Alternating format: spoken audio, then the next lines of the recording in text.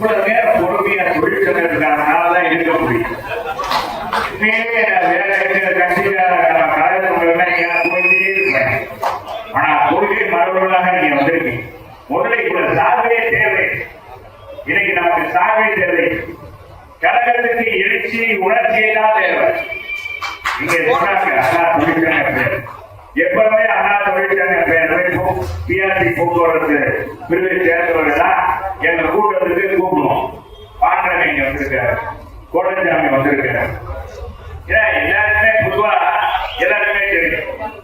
எங்க கூட்டத்துக்கு வலு சேர்க்கிறத நீங்க முதல்ல வந்துருங்க கொடியை பிடிச்சு. இனிமேல் உங்களுக்கு வலு சேர்க்கிறது அதிமுக கழகம் என்பதை எந்த தொழிலாளிக்காவது ஏதாவது ஒரு பாதிப்பு என்றால் கூப்பிடுங்க, கைத்து அதைங்க வந்துடுறோம். நாங்க வந்துடுறோம். மற்ற அறவிட்ட நிர்வாகத்தை சொன்னாங்க. மண்டல தலைவர், மண்டல சிஆர்டி போக்குவரத்துடைய நிர்வாகத்தை சேர்ந்த யாரு நாம கையில வச்சாலும் சரி, அதை முறியடிக்கக்கூடியது மதுரை மாநகர், புறநகர், மேற்கு, கிழக்கு மாவட்ட கழகத்தை கூடி வருவதற்கு எதை பற்றி மற்ற வேண்டியதில்லை. நாங்க இருக்கோம். நீங்க உழைப்படாம கொள்கை பரப்புங்க. இந்த தொழிற்சங்கத்துல நீங்க சிறப்பா பணியாற்றுங்க. உங்களுக்கு துணையாக அரணாக இருக்கிறோம். இங்கே எனக்கு முன்னாள் தம்பி உதயகுமார் அவர் சரி, பேரவர் செயலாளர், முன்னாள் தலைவர்கள் மிக அழகாக அண்ணா தொழிற்சங்கத்துடைய தொழிலாளர் தோழருக்கு மட்டுமல்ல, பொதுவாக அனைத்து தொழிலாளர்கள் அமைப்பு சாரா ஓட்டுநர், அமைப்பு சாரா தொழிலாளர்கள் அத்தனை பேருக்குமே எல்லாத்தையும் செய்வது அண்ணா முன்னேற்ற கழக ஆட்சி என்பதை அடுத்ததுக்காக கூறிக்கொண்டிருந்தார். நான் அதற்கெல்லாம் சொல்ல வரல. இன்னைக்கு நம்ம எதிர்பார்ப்பு என்ன? எல்லாரும் என்னோட இருக்கீங்க. இந்த ஆட்சி எப்ப போகணும்? 2 மாசம் தானே ஆயிருக்கு. என்னடா இன்னைக்கு வந்த உடனே கேள்விலாம் போறாங்க. மணிப்புறாங்களை பத்தி கவலையே போறாங்க. நீங்க போயிட்டே எங்க வித்தியாசம் குறைச்சி முன்னாடி இருப்பார். அவர் சொல்லுவாரு, இந்த கட்சி இங்க நான் சொன்னதுல கூட சில பேர் இதுல ரீல் போட்டாங்க. கையில விட்டுற பச்சைய ராஜீவ் மாணவரை குத்திருந்த தேசிய விட்டுருந்த 1980 நினைக்கிறேன். இதே வடக்கு மாதிரி தெற்கு மாதிரி சந்தி டிஎம் கோர்ட்டு சொல்லுவோம். அங்கதான் மீட்டிங் நடக்குது. அந்த மீட்டிங்ல பேசினாரு, சில பேர் சொல்றாங்க நான் ஓடிடுவேன், நான் கர்நாடக பக்கம் போயிடுவேன் சொல்லி கல்வி கூட்டமே காரியதா அப்படின்னு சொல்லி அன்னைக்குதான் அவர் பிறப்பை பற்றி எனக்கு பேசினார். அவரை கட்டுரையாகவும் எழுதினார். அது விவாதங்கள்லாம் வந்தது. அன்னைக்கு சொன்னாரு, நான் அடிப்பட்ட தொண்டனாக அண்ணா திராவிட முன்னேற்ற கழகத்தில் கடைசி வரை நான் இருப்பேன். நான் இறக்கும் போது என் மீது அண்ணா திராவிட முன்னேற்ற கழகத்துடைய கொடிதான் வரணும், போடணும் அப்படின்னு சொல்லிட்டு போனாரு. எப்ப தேர்தல் முடிஞ்சோம் அதை பார்த்துதான் சொல்றாரு. அப்ப பார்த்தா தெரிஞ்சுட்டேன். எல்லா பேரும் போயிட்டாங்க. இந்த ஆட்சியில எப்ப நம்ம நாடாளுமன்ற தேர்தல பின்னடைவு சந்திக்கும் இருக்காரு. அப்பதான் அவர் சொன்னாரு, சில புறாக்கள் நாகப்பட்டினத்துல நாகூர் கங்காவோட காலையில நாகூர் கங்காவோட நெல் போடுவாங்க, அங்க இருக்கோம்.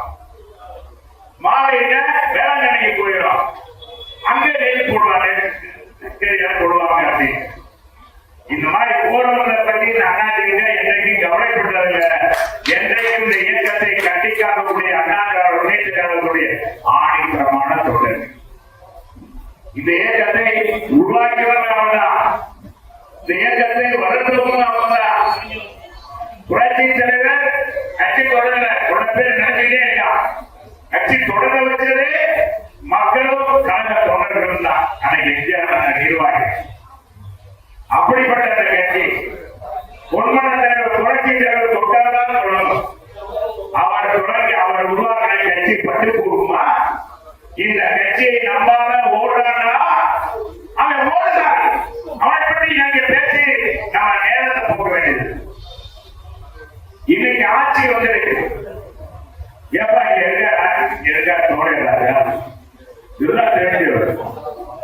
ஐடி ஏன் நம்ம உதயகுமார் எடுத்துங்க இங்க பாருங்க ஐடி பயங்கரமா மதுரை மாவட்டத்துல நாராயண யாராவது ஒரு துணிக்கிறாங்களா இந்த விஜய் கட்சிக்காரங்க நாராயண கட்சி இந்த நடிகர் கட்சி இந்த மாதிரி எல்லாம் செய்யறாங்க யாராவது ஒரு பிரிச்சு கொடுத்தீங்களா நாங்க மக்கள் மக்கள் மக்கள் வருவோம் மக்களுக்கு போய் மக்கள் மக்கள் நான் பாத்தீங்கன்னா என்னுடைய விற்பனையாளர்கள் நான் உள்ளத சொல்லிடுறேன் பட்டதே பட்டமரமா சொல்லிடுறேன் அப்படி இருக்கிற நானே இதர்சனமாக அது மாமன்ற உறுப்பினராக எதிர்கட்சி தலைவராக இருக்கும்போது சரி சட்டமன்ற உறுப்பினராக அமைச்சராக இருக்கும்போது சரி எதிர்கட்சி உறுப்பினராக இருக்கும்போது மதுரை மக்களுடைய நலனை பற்றி தான் பேசியிருக்கோம் மக்களோடு தான் பயணித்திருக்கிறோம் ஆனா எதுவுமே செய்யாம விஜய் கட்சிக்கான இன்னைக்கு விஜய் கட்சிக்கு ஓட்டம் போட்டு மேல கோட்டைக்கு போவாங்க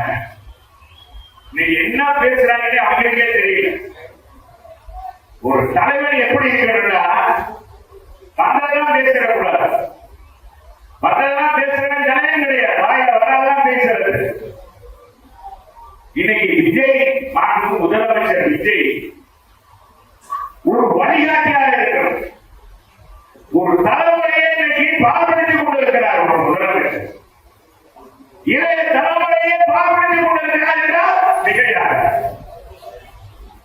ஒரு சட்டமன்ற வரலாறு ஒரு முதலமைச்சருடைய தகுதியில் ஒரு நடிகராக இருக்கும்போது பேசுவது பேச்சு வேறு பொதுமையில் பேசுவது வேறு ஆனால் சட்டமன்றத்தில் உரையாற்றல் என்பது மிகவும் நாகரீகமாக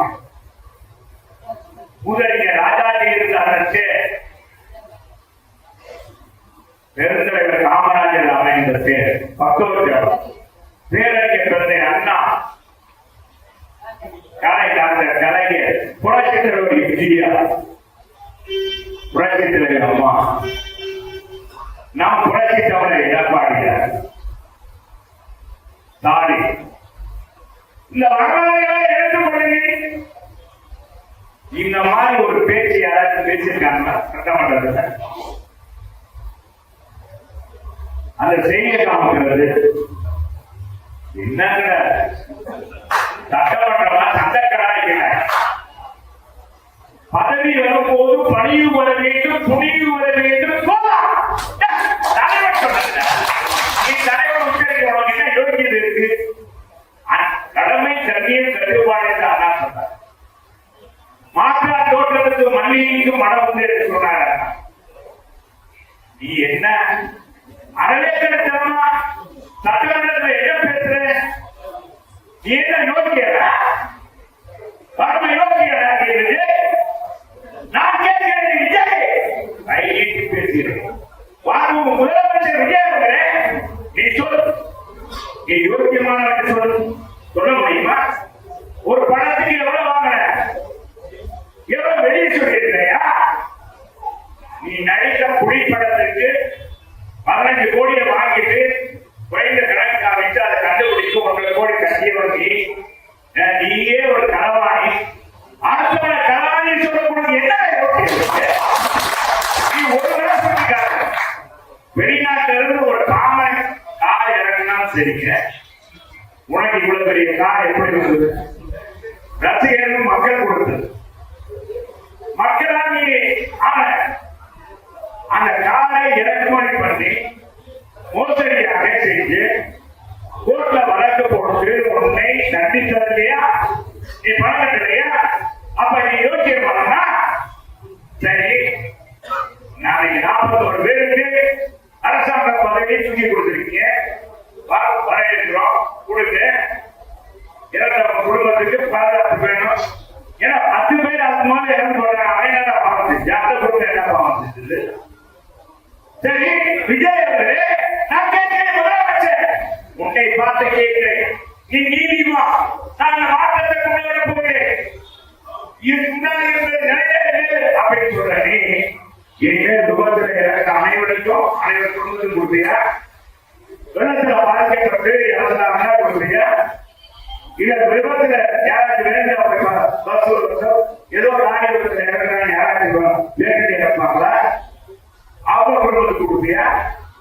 விஞ்ஞான என்ன இருக்குன்னு கூட தெரியாத அறமுட்டாத்தனமா அறவேக்காத்தனமா செஞ்சுட்டு நீங்க எல்லாம் ரெண்டு கட்சி ஒண்ணு ஓடு ஓடு ஓடு.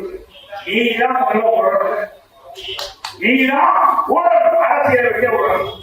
ஓட காலம் வரும், ஓட காலம் வரும். அன்னைக்கு அதிமுக இருக்கும், இங்க இருந்து சில பேர் போயிருப்பான். போனவரை பள்ளி கவலை இல்லை, இயக்கத்துக்கு பாடுபட்டிருப்பான். நான் அவங்கெல்லாம் நேரத்துக்கு கொடுக்கணும், அவர்களுக்கு நேரத்துக்கு கொடுக்கணும். இந்த இயக்கத்தை பாடுபட்டிருப்பார்கள், கோபுரம் அவர்கள் போயிருப்பாங்க, திரும்ப வரலாம். எனக்கு அவரை பற்றி கவலை இல்லை. ஆனா சரி வரவெல்லாம் சேர்க்கிறீங்க, நீ என்ன யோசிக்க?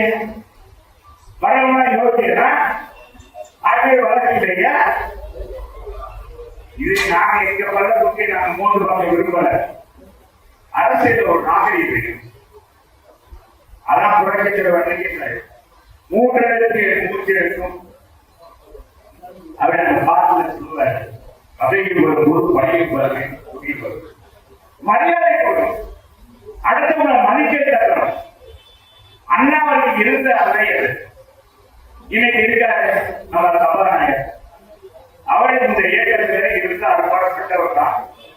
நீங்க சபாநாயகர் இருக்காரு, நீ எல்லாருமே கேவலமா பேசுறீங்க. அங்க போன அண்ணாவுக்கு என்ன அசிங்கம் இல்லையா? அத்தனை கேட்டுட்டு இருக்கான்.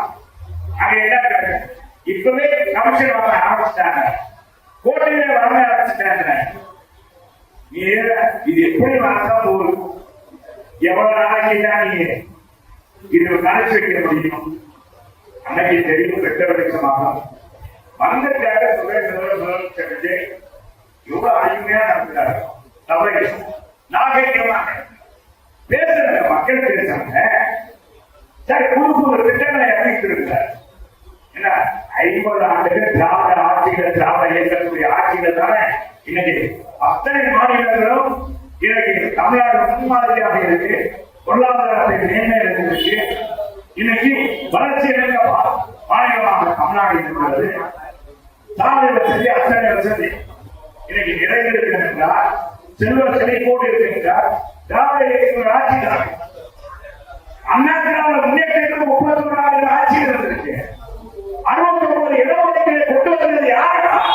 அண்ணா திராவிட முன்னேற்றங்களுடைய ஒரு பிராமணியாக இருந்து, ஒரு பிராமண பெண்ணாக இருந்து 69 இடஒதுக்கீடை கொடுக்கிறார். அது சட்டத்தில் இடத்தை குறித்து அதுல வரைமுறைப்படுத்தி ஒரு புரட்சி தலைவர் அம்மாத்தியா இன்னைக்கு அவர் என்ன சொன்னாங்க? அவர் சமூக நீதிக்காக வீராங்கனை பேர் பெற்றார். அது ஆட்சி இல்லையா? காவிரி ஆற்றை இன்னைக்கு அரசியல் வெளிவருவதற்கு அம்மாவுக்கு நடைபெற்ற புரட்சி தலைவர் எடப்பாடி இல்லையா? இன்னைக்கு பஞ்சம் மண்டலம் அது விவசாய மண்டலமாக அங்கே எந்த விதமான தொழிற்சாலை வரக்கூடாது தீர்மானம் போட புரட்சி தலைவர் எடப்பாடி இல்லையா? கொஞ்சம் கூட நடைமுறைப்படுத்தல. எனக்கு அனைத்து மாவட்ட தென்மாவட்டங்களுடைய நீர் ஆதாரமாக இருக்கக்கூடிய முல்லை பெரியார் அணையை 110 அடியிலிருந்து 140 அடியாக உயர்த்துவதற்கு ஆணை பெறுவதற்கு உச்சநீதிமன்றத்தை வழக்கு கொடுப்பதை புரட்சி நீ என்ன செய்ய போற? எல்லாருக்கும் ஒன்றும் செய்ய எதுவும் செய்யாம மற்றவர்கள் இழிவாக பேசுவது, இதுல பேசுறாங்க. ஊடகங்கள் இந்த வாழ் பிடிக்கிறாங்க. வாழ் பிடிக்கிறவங்க என்ன செய்யறாங்க? 14 மணி நேரம் விஜய் கோட்டைக்கு இருக்கிறார். 14 மணி நேரம் உட்கார்ந்து இருக்கிறார். கோட்டையில் இருக்கணும். உனக்கு புத்தி சரியில்லை, உனக்கு பயிர் பார்க்க தெரியாது, வீட்டுக்கு போன பயிர் பார்க்க மாட்டாங்க, வேற எதாவது பார்க்க. அதனால அந்த உட்கார்ந்து எங்க அம்மா 20 மணி நேரம் உழைப்பாங்க. உனக்கு தெரியுமா? வரலாறு தெரியுமா? ஒவ்வொரு செகண்டையும் கையை கட்டிட்டு நிற்பான். புரட்சி தமிழர் எடப்பாடி அனைவரையும் கேட்டு செய்வார். அவங்க வீட்டுக்கு போனாலும் அந்த முதலமைச்சர் அத்தனை பயிரையும் கோப்பையும் எழுதி போடலாம். அப்பதான் இயக்கலாம். இது கூட செய்யறாங்க. இதை பத்திரிகைக்காரன் பாராட்டான். இது பெருசா இருக்கிறாங்க. இன்னைக்கு அங்கு எழுதிக்கிற பத்திரிகையில தினமலர்களை நல்லா போட்டிருக்காங்க. விஜய்க்கு நல்ல அறிவுரை சொல்லியிருக்காங்க. இனியாவது இந்த பதவி என்பது நாளையே கோடி விடுறோம். இங்கே தம்பி சொன்னாரு, ஒரு நாடு ஒரு பேரு பதவி மக்களுடைய ஆட்சியில நீ என்ன செஞ்சு பார்ப்பாங்களே. அப்ப கவர்ச்சி எதுவா இருக்கு? என்ன கவர்ச்சி எவ்வளவு இருக்கு? அவன் கவர்ச்சியா இருக்காரு. எங்க அம்மா அப்பா பாத்துக்கிட்டு நான் தலைவனை பார்த்தா பார்க்கவே திரும்ப உயர்ந்து காலையில போகும்போது பார்ப்பாங்க. உன்னை ஒரு வரைக்கும் மறுமுறை பார்க்க முடியுமா? விஜய்க்கு என்ன அறிவை வளர்த்துக்க இல்லைன்னா பக்கத்தில் இருக்குன்னா சும்மா இந்த ஜாதா எடுக்கிறனாலே சில பேர் கெட்டு போறாங்க. ஜாதா எடுக்கிற ஒவ்வொரு கட்சியும் ஜாதா அடிக்கிறாங்க. ஆனாலும் கூட ஜாதா அடிப்பவர்கள் கொஞ்சம் நிதானமாக இருக்கிறதா அவன் தான் அப்படிப்பான். புரட்சி தலைவர் பேச முடியுமா? புரட்சி அம்மாட்ட பேச முடியுமா? புரட்சி தலைவர் பார்த்து பேசுவார்.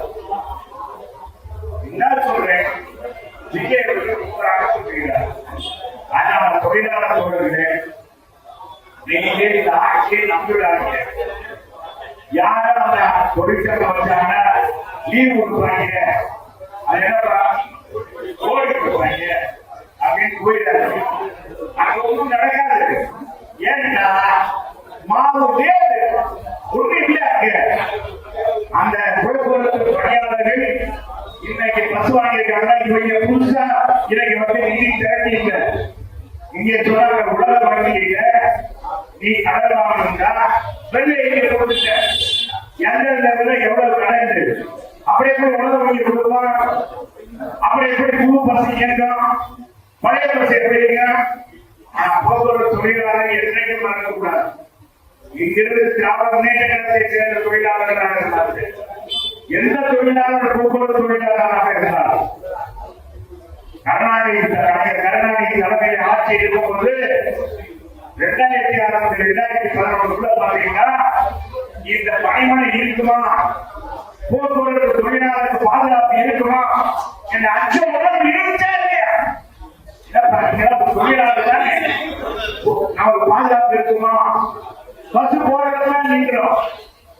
அனைத்து இடங்களும் அன்னைக்கு அடமான வைக்கப்பட்டது. அம்மா அவர்கள் செய்யப்படுத்தி உங்களுக்கு பணி பாதுகாப்பு கூட்டுறது மட்டுமல்ல, பணி உயர்வு, பதவி உயர்வு, அதே சம்பள உயர்வும் எடப்பாடி. இதை அன்பு தொழிலாளர்களே, உங்களுக்கு அரணாக துணையாக இருக்கக்கூடிய அண்ணாதிராவிட முன்னேற்ற ஒன்றுதான் என்பதை நீங்க புரிந்து கொண்டு இந்த இயக்கத்தை வாழ்வதே இந்த இயக்கத்தை தொடர்ந்து இருப்பதே சிறப்பு என்பதை இந்த நேரத்தில் உங்களெல்லாம் பார்வையாக மகிழ்கிறேன். நீங்கள்தான் இந்த இயக்கத்துடைய நாடி நலமாக நாம் இந்த இயக்கத்தை வளர்க்க போகிறோம். இந்த இயக்கம் நிச்சயமாக